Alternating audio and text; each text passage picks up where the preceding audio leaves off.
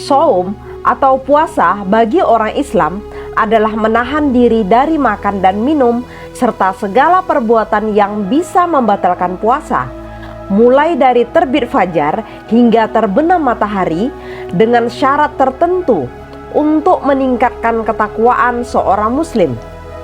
Berpuasa atau shaum merupakan salah satu dari 5 rukun Islam.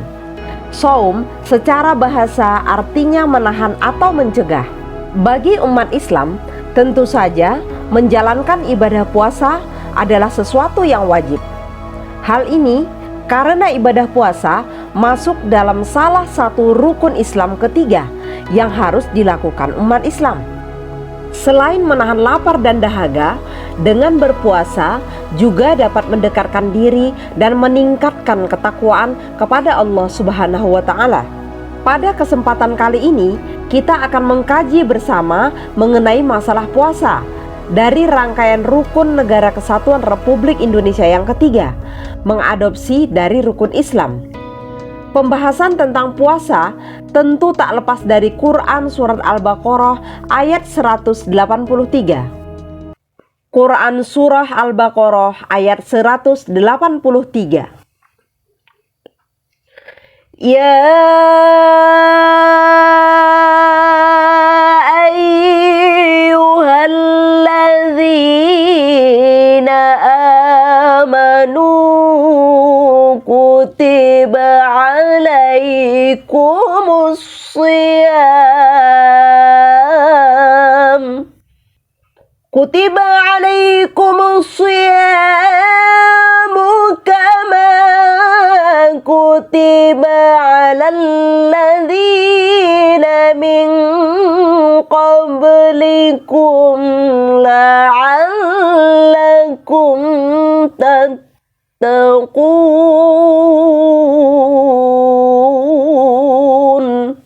Wahai orang-orang yang beriman, diwajibkan atas kamu berpuasa sebagaimana diwajibkan atas orang sebelum kamu agar kamu bertakwa. Ayat ini menjadi dasar untuk berpuasa di bulan Ramadan bagi umat Islam. Kata Ramadan berasal dari akar kata bahasa Arab ramida atau ar-ramad yang berarti panas yang menghanguskan atau kekeringan. Secara bahasa, Ramadan memiliki arti keadaan panas yang menghanguskan atau kekeringan atau kacau atau tidak ideal. Lebih luas lagi, dapat didefinisikan Ramadan merupakan keadaan kacau pada negara yang disebabkan perbuatan warganya sendiri.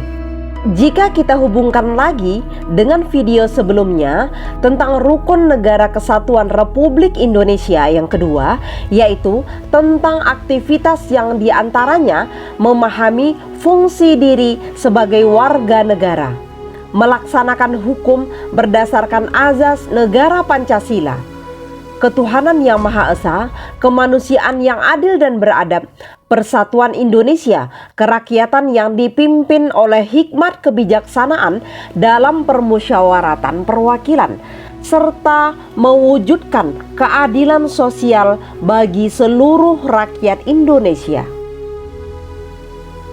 Keadaan kacau di Negara Kesatuan Republik Indonesia disebabkan Pancasila tidak dilaksanakan secara konsekuen sesuai dengan apa yang telah dikatakan atau diperbuat, berwatak teguh tidak menyimpang dari apa yang sudah diputuskan.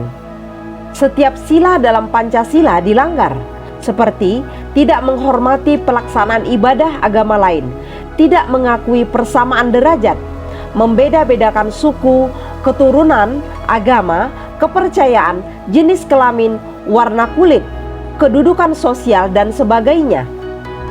Tidak menempatkan persatuan, kesatuan, keselamatan, dan kepentingan bangsa dan negara di atas kepentingan pribadi atau golongan.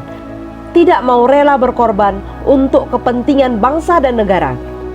Tidak memiliki rasa kebanggaan berkebangsaan dan bertanah air Indonesia. Memaksakan kehendak pada orang lain, tidak dapat memberikan kepercayaan kepada wakil-wakil yang ditunjuk untuk melaksanakan permusyawaratan. tidak dapat bersikap adil terhadap sesama, tidak menghormati hak-hak orang lain, tidak mau memberi pertolongan kepada orang lain agar dapat berdiri sendiri, menggunakan hak milik usaha-usaha yang bersifat pemerasan terhadap orang lain, menggunakan hak milik untuk hal yang bersifat pemborosan dan bergaya hidup mewah, menggunakan hak milik untuk bertentangan dengan atau merugikan kepentingan umum, tidak suka bekerja keras, tidak menghargai hasil karya orang lain yang bermanfaat bagi kemajuan dan kesejahteraan bersama. Itulah penyebab kekacauan di Negara Kesatuan Republik Indonesia. Setiap sila dalam Pancasila dilanggar. Pancasila hanya sebagai kata-kata indah yang didengar, tapi tidak diamalkan. Bagaimana cara memperbaiki kekacauan? Yaitu dengan mengamalkan rukun Negara Kesatuan Republik Indonesia, mengadopsi dari rukun Islam. Dimulai dari rukun Negara Kesatuan Republik Indonesia yang pertama, berjanji mewujudkan Indonesia abadi dari menyanyikan lagu kebangsaan Indonesia Raya. Rukun Negara Kesatuan Republik Indonesia yang kedua, melakukan aktivitas mencegah perbuatan keji dan mungkar, dimulai dari memahami fungsi diri sebagai warga negara, melaksanakan hukum berdasarkan azas negara, Pancasila, dan rukun Negara Kesatuan Republik Indonesia yang ketiga yang dibahas di video ini. Bagaimana implementasi puasa dalam kehidupan bernegara di Indonesia? Apakah kita berpuasa sebagaimana dalam agama masing-masing? Puasa atau yang dalam bahasa Arabnya disebut dengan shaum, secara bahasa mempunyai arti mencegah atau menahan diri. Secara bahasa, warga Negara Kesatuan Republik Indonesia harus mencegah aktivitas yang merusak atau menahan diri melakukan aktivitas yang merusak. Mencegah atau menahan diri melakukan aktivitas yang merusak ini berkaitan dengan rukun Negara Kesatuan Republik Indonesia yang kedua, yaitu melakukan aktivitas mencegah perbuatan keji dan mungkar, dimulai dari memahami fungsi diri sebagai warga negara, melaksanakan hukum berdasarkan azas negara Pancasila. Semua warga Negara Kesatuan Republik Indonesia harus memahami fungsi diri, mengamalkan Pancasila secara konsekuen. Saat ada sebagian warga Negara Kesatuan Republik Indonesia tidak mengamalkan Pancasila, warga yang mengamalkan Pancasila itulah yang disebut berpuasa, yaitu mencegah aktivitas yang merusak sekaligus menahan diri ikut-ikutan melakukan aktivitas yang merusak tersebut.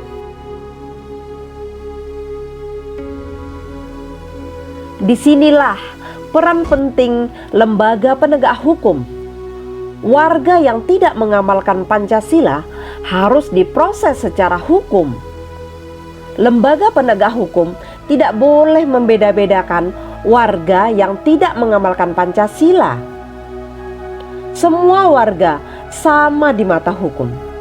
Jika petugas perangkat hukum membeda-bedakan warga, berarti mereka sendiri tidak mengamalkan Pancasila.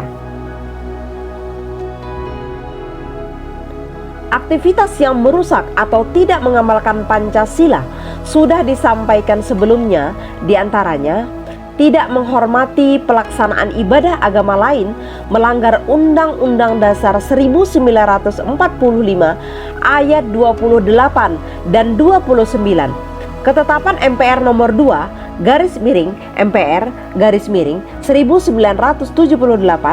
tentang Eka Prasetya Pancakarsa, Undang-Undang nomor 39 tahun 1999 tentang hak asasi manusia, Undang-Undang nomor 13 tahun 2003 tentang ketenaga kerjaan, Kitab Undang-Undang Hukum Pidana atau KUHP pasal 175. tidak mengakui persamaan derajat atau membeda-bedakan suku, keturunan, agama, kepercayaan, jenis kelamin, warna kulit, kedudukan sosial dan sebagainya, melanggar Undang-Undang Dasar 1945 ayat 27, 28, 29, dan 31. Undang-Undang Nomor 40 Tahun 2008 tentang penghapusan diskriminasi ras dan etnis. Undang-Undang Nomor 9 Tahun 1998 tentang kemerdekaan menyampaikan pendapat di muka umum.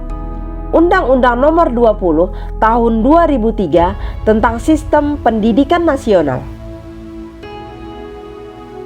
Tidak menempatkan persatuan, kesatuan, keselamatan, dan kepentingan bangsa dan negara di atas kepentingan pribadi atau golongan. Dalam hal ini, menyalahgunakan jabatan untuk kepentingan pribadi dan golongan, melanggar Undang-Undang Nomor 31 Tahun 1999, junto Undang-Undang Republik Indonesia Nomor 20 Tahun 2001 tentang pemberantasan tindak pidana korupsi. Tidak menghargai hasil karya orang lain, melanggar Undang-Undang Republik Indonesia Nomor 28 Tahun 2014 tentang hak cipta. Itulah diantaranya pelanggaran atas pengamalan Pancasila dan dasar hukum yang mengaturnya. Inti dalam pengamalan Pancasila terletak pada semua warga negara sama di mata hukum. Hukum tidak boleh membeda-bedakan warga negara kesatuan Republik Indonesia yang berdasarkan suku, keturunan, agama, kepercayaan, jenis kelamin, warna kulit, kedudukan sosial, dan sebagainya. Semua harus sama di mata hukum. Kembali lagi, disinilah peran penting lembaga penegak hukum yang kuat. Kepolisian Republik Indonesia yang tangguh, kejaksaan yang tegar, hakim yang lurus, KPK yang tidak tergoda dengan suap dan kepentingan partai, dan lain sebagainya. Lembaga penegak hukum harus mengamalkan Pancasila terlebih dahulu agar menjadi suri tauladan bagi seluruh masyarakat. Tentang suri tauladan lembaga penegak hukum disinggung Quran Surat Al-Baqarah ayat 44. Quran Surah Al-Baqarah ayat 44. Atamurunna bil birri wa tansawna anfusakum wa antum tatlunal kitab afala taqilun.